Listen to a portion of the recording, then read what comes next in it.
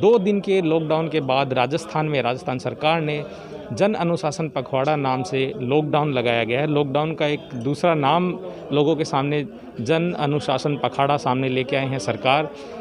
आखिर ये जन अनुशासन पखवाड़ा है क्या? पखवाड़ा दरअसल 15 दिन को कहा जाता है। जब चंद्रमा अपनी दूरी पर परिक्रमा करता है तो वो 15 दिन से अपनी पूरी परिक्रमा 2 चरणों में पूरी करता है। उसको के 15 दिनों को पखवाड़ा कहा जाता है। और जन अनुशासन, लोगों में अनुशासन बनाए रखने के लिए जो नियम निकाले जाते हैं उनको जन अनुशासन कहा जाता है। तो असल में जन अनुशासन पखवाड़ा जनता को अनुशासित रखने के लिए 15 दिनों तक लगाया गया लॉकडाउन कहा जा सकता है। सरकार लॉकडाउन के नाम बदल कर जनता को राहत देने की कोशिश कर रही है, लेकिन नाम बदलने से जनता को राहत मिलेगी क्या?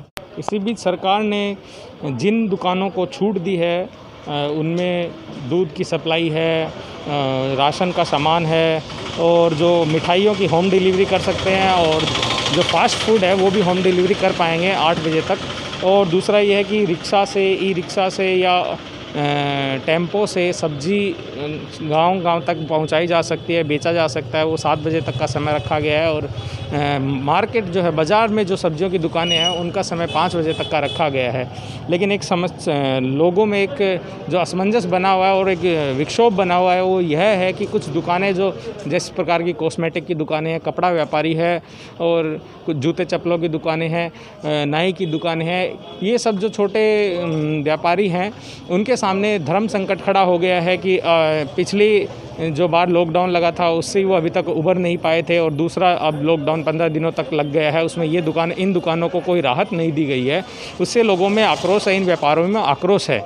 दूसरा साथ ही साथ यह समस्या है कि जो इन लोगों ने जो लोन वगैरह ले रखे थे उनका क्या समाधान होगा? क्या सरकार लोन चुकाने की तिथियों को आगे बढ़ाएगी या उस पर उनको ब्याज देना पड़ेगा? और जब व्यापार ही नहीं चल रहा है तो किस प्रकार से वो अपना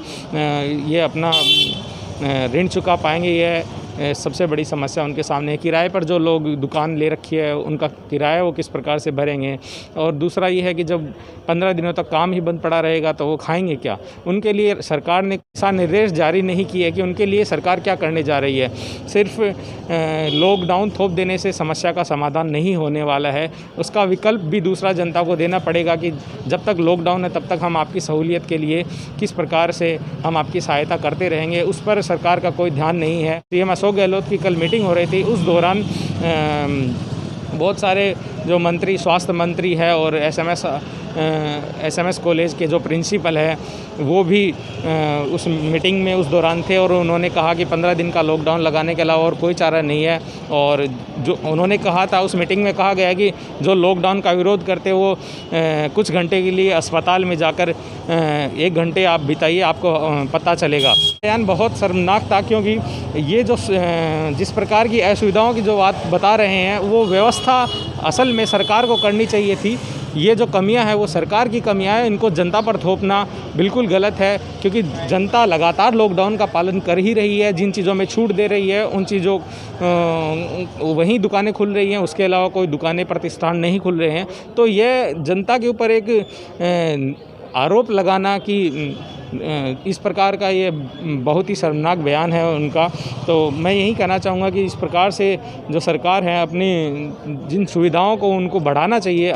दरअसल वो अपनी कमियां छुपाने के लिए जनता पर अलग अलग बयानबाजी करके उन पर थोप रही है। दूसरा